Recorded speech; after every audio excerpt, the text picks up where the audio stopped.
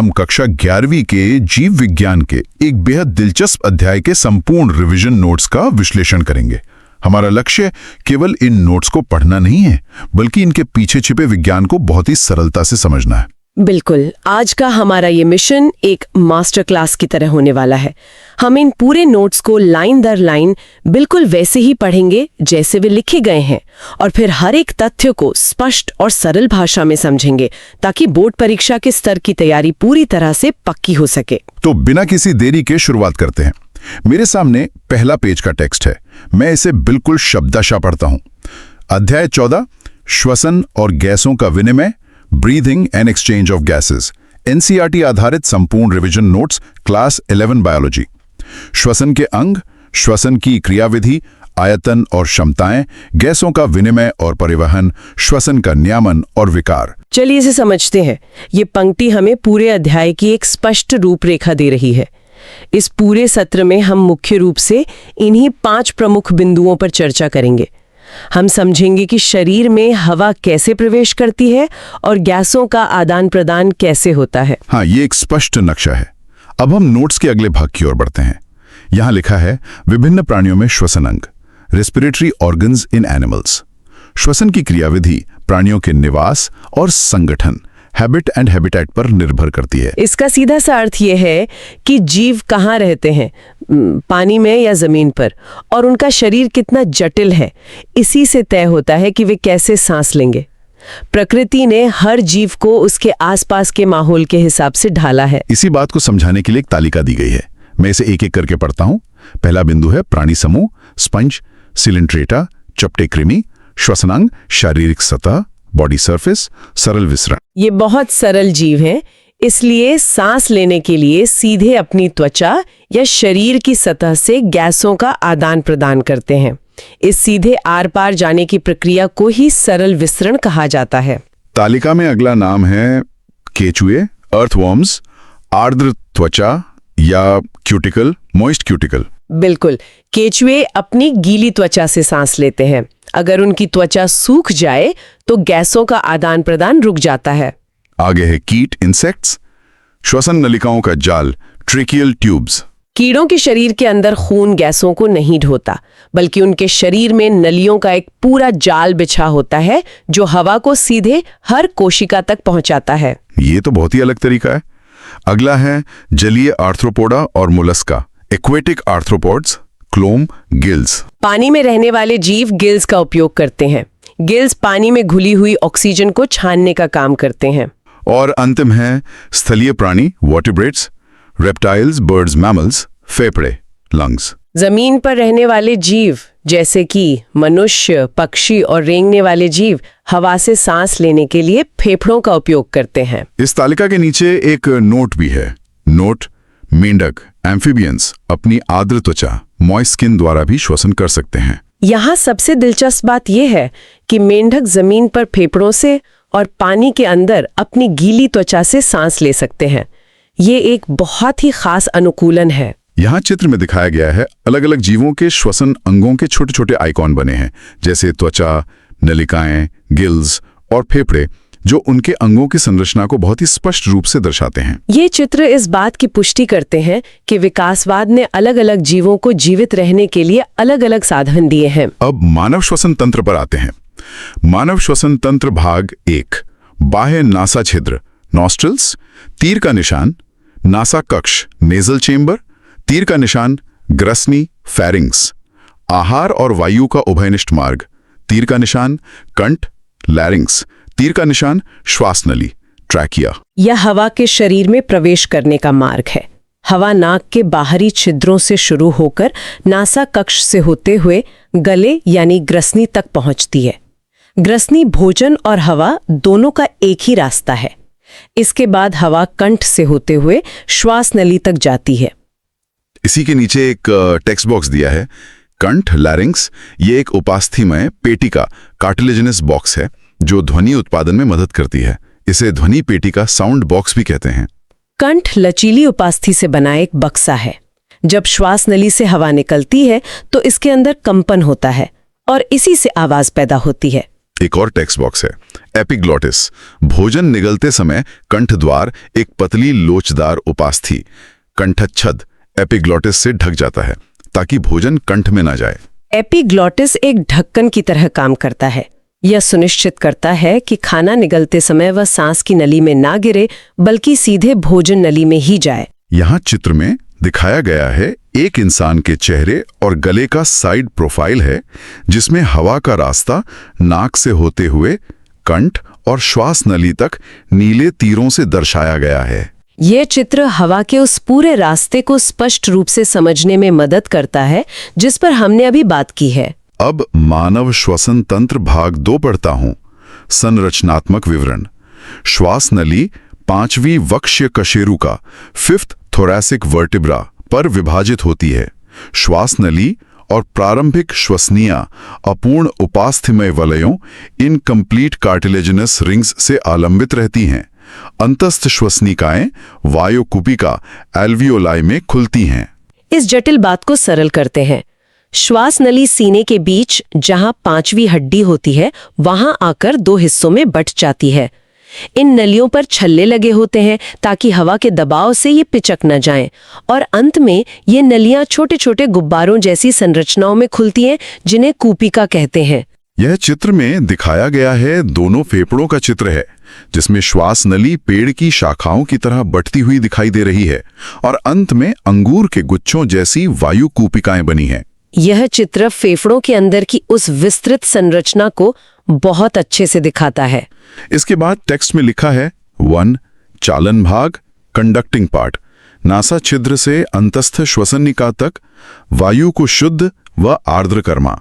2 विनिमय भाग exchange part, कूपिकाएं और उनकी नलिकाएं, O2 और CO2 का वास्तविक विसरण। श्वसन तंत्र के 2 हिस्से हैं। एक हिस्सा सिर्फ हवा को अंदर ले जाने, उसे साफ करने और शरीर के तापमान के बराबर लाने का काम करता है, और दूसरे हिस्से यानी कूपिकाओं में गैसों की असली अदला बदली होती है। आगे की हेडिंग है श्वसन की क्रियाविधि, मैकेनिज्म ऑफ ब्रीदिंग। इसमें अंतः श्वसन का टेक्स्ट है। अंतः श्वसन की क्रियाविधि, मैकेनिज्म ऑफ इंस्पिरेशन। ये एक सक्रिय प्रक्रिया, एक्टिव प्रोसेस है। 1 डायाफ्राम का संकुचन, ये चपटा हो जाता है। 2 बाह्य अंतरपर्शुक पेशियों का संकुचन, पसलियां और उरोस्थी ऊपर उठती हैं। 3 परिणाम वक्ष गुहा का आयतन बढ़ता है। 4 दाब में कमी, अंतर फुफ्फुसीय दाब वायुमंडलीय दाब से कम होता है। 5 हवा का प्रवाह, वायु फेफड़ों के अंदर प्रवेश करती है। सांस अंदर लेना एक सक्रिय काम है जिसमें शरीर की ऊर्जा लगती है। जब फेफड़ों के नीचे का डायफ्राम सिकुड़कर सीधा होता है और पसलियां बाहर आती हैं, तो सीने के अंदर जगह बढ़ जाती है। जगह बढ़ने से अंदर का दबाव बाहर की हवा से कम हो जाता है और हवा एक वैक्यूम की तरह अंदर खिंचाती है। यहाँ चित्र में दिखाया गया है पसलियों का एक ढांचा है जिसमें तीर के निशान बाहर और नीचे की तरफ हैं, जो दिखा रहे हैं कि सीने का आकार कैसे बढ़ रहा है। बिल्कुल, यह चित्र सीने के फूलने और हवा के अंदर जाने की पूरी प्रक्रिया को बहुत स्पष्ट करता है। अब निःश्वसन पढ़ता हूं। निःश्वसन की क्रियाविधि, मैकेनिज्म ऑफ एक्सपिरेशन। ये एक निष्क्रिय प्रक्रिया, पैसिव प्रोसेस है। 1 शिथिलन, रिलैक्सेशन, डायाफ्राम और पेशियां सामान्य स्थिति में। 2 आयतन में कमी, वक्ष गुहा का आयतन घटता है। 3 दाब में वृद्धि, अंतरफुफ्फुसीय दाब वायुमंडलीय दाब से अधिक होता है। 4 हवा का प्रवाह, वायु फेफड़ों से बाहर निकलती है। सांस छोड़ने में सामान्यतः ऊर्जा नहीं लगती। जब मांसपेशियां आराम की स्थिति में आती हैं, तो सीने की जगह वापस कम हो जाती है। इससे फेफड़ों पर दबाव पड़ता है और अंदर का दबाव बाहर से अधिक होने के कारण हवा बाहर निकल जाती है। यहाँ एक चित्र में दिखाया गया है पसलियों के ढांचे में तीर अंदर और ऊपर की तरफ हैं, जो दर्शाते हैं कि सीना कैसे सिकुड़ रहा है। हाँ, सीने का ये सिकुड़ना ही हवा को बाहर धकेलता है। यहाँ एक तथ्य भी दिया है। तथ्य, एक स्वस्थ मनुष्य प्रति मिनट 12 से 16 बार श्वसन करता है। मापन यंत्र स्पायरोमीटर। यह एक बहुत ही महत्वपूर्ण जानकारी है, और स्पायरोमीटर वह यंत्र है जिससे फेफड़ों की क्षमता मापी जाती है। अब हम श्वसन संबंधी आयतन और क्षमताएं, वॉल्यूम्स एंड कैपेसिटीज पर आते हैं। मैं आयतन पढ़ता हूं। टीवी टाइडल वॉल्यूम, ज्वारीय आयतन, सामान्य श्वसन में वायु की मात्रा 500 ml। यह वह हवा है जो एक व्यक्ति सामान्य रूप से शांत अवस्था में सांस लेते और छोड़ते समय अंदर बाहर करता है। IRV, इंस्पिरेटरी रिजर्व वॉल्यूम, बलपूर्वक अंतः श्वसन की अतिरिक्त वायु 2500 से 300 ml। सामान्य सांस लेने के बाद जितनी अधिक से अधिक हवा कोई व्यक्ति जोर लगाकर अंदर खींच सकता है, वो मात्रा IRV कहलाती है। ERV, एक्सपिरेटरी रिजर्व वॉल्यूम, बलपूर्वक निःश्वसन की अतिरिक्त वायु 1000 से 1100 ml। सामान्य सांस छोड़ने के बाद जितनी अतिरिक्त हवा पूरी ताकत लगाकर बाहर निकाली जा सकती है, वो ERV है। RV, रेजिडुअल वॉल्यूम, अवशिष्ट आयतन, बलपूर्वक निःश्वसन के बाद फेफड़ों में बची वायु 1100 से 1200 ml। यह बहुत रोचक है। पूरी ताकत से सांस छोड़ने के बाद भी फेफड़ों में हमेशा थोड़ी हवा बच जाती है ताकि वे पिचक न जाएं। इसे ही अवशिष्ट आयतन कहते हैं। अब क्षमताएं पढ़ते हैं। अंतः श्वसन क्षमता, इंस्पिरेटरी कैपेसिटी, IC, कुल वायु जो एक व्यक्ति सामान्य निःश्वसन के बाद अंदर ले सकता है। IC is equal to TV plus IRV। ये सामान्य सांस छोड़ने के बाद अंदर ली जा सकने वाली कुल हवा की मात्रा है। निःश्वसन क्षमता, एक्सपिरेटरी कैपेसिटी, EC, कुल वायु जो एक व्यक्ति सामान्य अंतःश्वसन के बाद बाहर छोड़ सकता है। EC is equal to TV plus ERV। उसी तरह सामान्य सांस लेने के बाद कुल कितनी हवा बाहर छोड़ी जा सकती है, ये उसकी मात्रा है। क्रियाशील अवशिष्ट क्षमता, FRC, FRC is equal to ERV plus RV। सामान्य रूप से सांस छोड़ने के बाद फेफड़ों में जो हवा बच जाती है, वो FRC है। जैव क्षमता, वाइटल कैपेसिटी, VC, फेफड़ों में वायु की अधिकतम मात्रा जिसे बलपूर्वक अंदर या बाहर किया जा सके। VC is equal to ERV plus TV plus IRV। पूरी ताकत लगाकर सांस अंदर लेने और बाहर छोड़ने की जो अधिकतम क्षमता होती है, ये वो मात्रा है। और अंतिम है फेफड़ों की कुल क्षमता, total lung capacity, TLC। TLC is equal to VC plus RV। फेफड़ों के अंदर हवा रखने की जो कुल जगह होती है, वो यही क्षमता है। इसके बाद गैसों का विनिमय और विसरण झिल्ली का भाग है। मैं टेक्स्ट पढ़ता हूं। गैसों का विनिमय, एक्सचेंज ऑफ गैसेस, स्थान, वायु कूपिकाएं, एल्वियोलाई, विधि, सरल विसरण, सिंपल डिफ्यूजन, आंशिक दाब, पार्शियल प्रेशर, mmHg। यहां आंशिक दाब की एक टेबल है। O2, atmospheric air 159, alveoli 104, deoxygenated blood 40, oxygenated blood 95, tissues 40। गैसें हमेशा अधिक दबाव से कम दबाव की ओर जाती है। ऑक्सीजन कूपिका में 104 के दबाव पर होती है और अशुद्ध रक्त में यह 40 होती है। इसलिए यह 104 से 40 की ओर यानी कूपिका से रक्त में चली जाती है। अब CO2 का पढ़ता हूं। CO2, atmospheric air 0.3, alveoli 40, deoxygenated blood 45, oxygenated blood 40, tissues 45।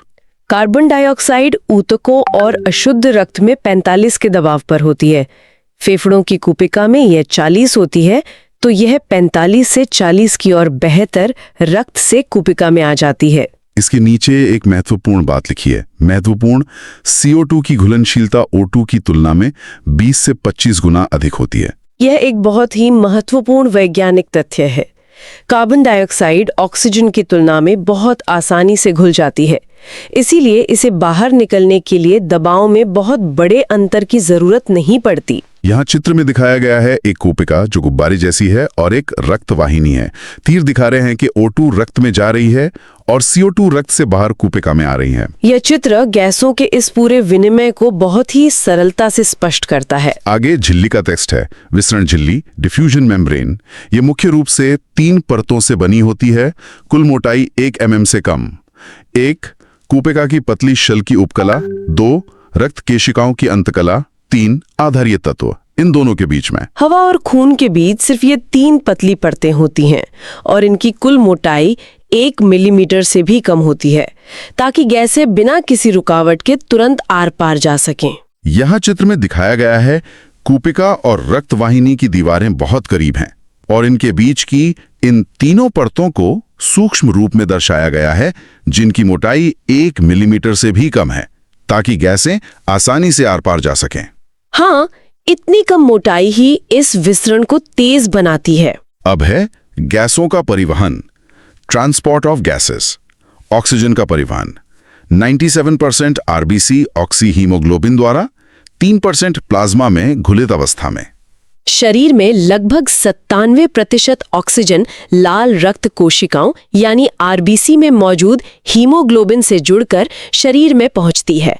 बाकी 3% प्लाज्मा में घुलकर जाती है। फिर लिखा है बंधन, एसोसिएशन, हाई PO2, लो PCO2, लो H+, लो टेम्परेचर। फेफड़ों में जब ऑक्सीजन ज्यादा होती है और कार्बन डाइऑक्साइड और तापमान कम होते हैं, तब ऑक्सीजन आसानी से हीमोग्लोबिन से जुड़ जाती है। और वियोजन, डिसोसिएशन, लो PO2, high PCO2, high H+, high temperature. जब रक्त ऊतकों के पास पहुंचता है तो वहां कार्बन डाइऑक्साइड और तापमान अधिक होता है। तब ऑक्सीजन हीमोग्लोबिन से अलग होकर ऊतकों को मिल जाती है। इसके नीचे एक लाइन है, 100 ml ऑक्सीजनेटेड रक्त ऊतकों को लगभग 5 ml O2 प्रदान करता है। सामान्य स्थिति में हर 100 मिलीलीटर शुद्ध रक्त ऊतकों को 5 मिलीलीटर ऑक्सीजन देता है। कार्बन डाइऑक्साइड का परिवहन पढ़ता हूं। कार्बन डाइऑक्साइड का परिवहन 70% बाइकार्बोनेट के रूप में, 20 से 25% आरबीसी द्वारा, कार्बामिनो हीमोग्लोबिन 7% प्लाज्मा में घुलित अवस्था में। शरीर CO2 को वापस फेफड़ों तक मुख्य रूप से बाइकार्बोनेट के रूप में लाता है। कुछ हिस्सा आरबीसी के जरिए और बहुत थोड़ा सा प्लाज्मा में घुलकर आता है। यहाँ एक महत्वपूर्ण एंजाइम भी दिया है। महत्वपूर्ण enzyme carbonic anhydrase. CO2 + H2O उत्क्रमणीय अभिक्रिया, H2CO3 उत्क्रमणीय अभिक्रिया, HCO3- + H+। ये एंजाइम कार्बन डाइऑक्साइड को पानी के साथ मिलाकर बाइकार्बोनेट बनाता है। ये CO2 को फेफड़ों तक सुरक्षित पहुंचाने का सबसे मुख्य तरीका है। टेक्स्ट में आगे है 100 ml विऑक्सीजनेटेड रक्त कूपिका में लगभग 4 ml CO2 मुक्त करता है। बिल्कुल, जैसे ऑक्सीजन दी जाती है वैसे ही हर 100 मिलीलीटर अशुद्ध रक्त 4 मिलीलीटर कार्बन डाइऑक्साइड फेफड़ों को बाहर निकालने के लिए देता है। यहाँ चित्र में दिखाया गया है एक ग्राफ है जो O2 के जुड़ने को एक वक्र कर्व के रूप में दिखाता है, और दूसरे चित्र में आरबीसी के अंदर CO2 के बाइकार्बोनेट में बदलने की रासायनिक प्रक्रिया दिखाई गई है। यह ग्राफ ऑक्सीजन और हीमोग्लोबिन के जुड़ने के उन नियमों को दर्शाता है जिन पर हमने अभी बात की। अब इस दस्तावेज के अंतिम हिस्से पर आते हैं, श्वसन का नियमन और विकार। नियमन टेक्स्ट पढ़ता हूं। श्वसन का नियमन, रेगुलेशन ऑफ रेस्पिरेशन। श्वसन लय केंद्र, रेस्पिरेटरी रिदम सेंटर। स्थान मेड्यूला। कार्य मुख्य नियामक। श्वास अनुचलन केंद्र, न्यूमोटैक्सिक सेंटर। स्थान पॉन्स। कार्य अंतःश्वसन की अवधि को कम करना। मस्तिष्क का मेड्यूला हिस्सा हमारी सांस लेने की सामान्य लय को चलाता है, जबकि पॉन्स वाला हिस्सा जरूरत पड़ने पर सांस अंदर लेने की अवधि को कम करके सांस की गति तेज करने में मदद करता है। इसके बाद बहुत दिलचस्प बात है, रसो संवेदी क्षेत्र, कीमो सेंसिटिव एरिया, CO2 और H+ आयनों के लिए अति संवेदनशील। इनकी वृद्धि से श्वसन दर बढ़ जाती है। नोट, O2 की भूमिका महत्वहीन है। अगर हम इसे बड़े चित्र से जोड़ें तो ये बहुत ही रोचक है। हमारा शरीर ऑक्सीजन की कमी से नहीं बल्कि रक्त में कार्बन डाइऑक्साइड के बढ़ने से तेज सांस लेने का सिग्नल देता है। सांस तेज करने में ऑक्सीजन का कोई खास रोल नहीं होता। यहाँ चित्र में दिखाया गया है मानव मस्तिष्क का एक भाग जिसमें मेड्यूला और पॉन्स को तीरों के माध्यम से दर्शाया गया है। मस्तिष्क के यही हिस्से उस पूरे नियंत्रण कक्ष का काम करते हैं। अब विकार पढ़ते हैं। श्वसन संबंधी विकार, रेस्पिरेटरी डिसऑर्डर्स। 1. दमा, अस्थमा, श्वसनी और श्वसनिकाओं की शोथ, इन्फ्लेमेशन। लक्षण, सांस लेने में कठिनाई और घरघराहट, वीजिंग। दमा एक ऐसी बीमारी है जिसमें फेफड़ों की नलियों में सूजन आ जाती है, जिससे सांस लेने पर सीटी जैसी घरघराहट की आवाज आती है और बहुत कठिनाई होती है। 2. वातस्फीति, एम्फाइसेमा, चिरकालिक रोग, क्रॉनिक डिजीज। कारण, सिगरेट धूम्रपान। प्रभाव, कूपे का भित्ति क्षतिग्रस्त जिससे गैस विनिमय सतह कम। वातास्फीति मुख्य रूप से धूम्रपान के कारण होती है। इसमें फेफड़ों के अंदर की कूपिकाओं की दीवारें टूट जाती हैं, जिससे गैसों के आदान प्रदान के लिए सतह कम हो जाती है। 3. व्यावसायिक श्वसन रोग, ऑक्यूपेशनल डिसऑर्डर्स, उद्योग, पत्थर की घिसाई या तोड़ाई, रोग, सिलिकोसिस या फाइब्रोसिस, बचाव, मुखावरण, मास्क। जो लोग पत्थर तोड़ने वाले कारखानों में काम करते हैं, उन्हें बारीक धूल से फेफड़ों की गंभीर बीमारी हो सकती है, इसलिए काम करते समय मास्क पहनना बहुत जरूरी है। और अंतिम लाइन है, best of luck for your exams. यह छात्रों के लिए एक बहुत ही अच्छी शुभकामना है। तो आज का हमारा ये गहन अध्ययन सत्र यहीं पूरा होता है। हमने एक पूर्ण मास्टर क्लास के रूप में फेफड़ों की संरचना से लेकर गैसों के विनिमय और मस्तिष्क द्वारा इसके नियंत्रण तक पीडीएफ के हर एक पंक्ति को गहराई से कवर किया है। दोस्तों, हमारे पास एनसीईआरटी की साइंस की नोट्स क्लास 6 से लेकर क्लास 12 तक पूरी तरह उपलब्ध है। आप इन सभी पीडीएफ नोट्स का प्रिंट आउट भी निकलवा सकते हैं और ये सभी सामग्री बहुत ही कम कीमत में प्रदान की जा रही है। आपको यह भी मालूम होना चाहिए कि लगभग सभी प्रतियोगी और स्कूल स्तर की परीक्षाओं में पूछे जाने वाले प्रश्न एनसीईआरटी से ही आते हैं, इसलिए यह सामग्री आपके लिए बेहद उपयोगी साबित होगी। अगर आप ये एनसीईआरटी साइंस पीडीएफ लेना चाहते हैं तो अभी हमें व्हाट्सएप पर मैसेज करें। WhatsApp number 7739541921। आपकी तैयारी को मजबूत बनाने के लिए हम हमेशा आपके साथ हैं। अगर आपको यह वीडियो पसंद आए तो कृपया लाइक करें। जो लोग अभी तक चैनल को सब्सक्राइब नहीं किए हैं वे जरूर सब्सक्राइब करें। नीचे कमेंट बॉक्स में अपना फीडबैक अवश्य दें।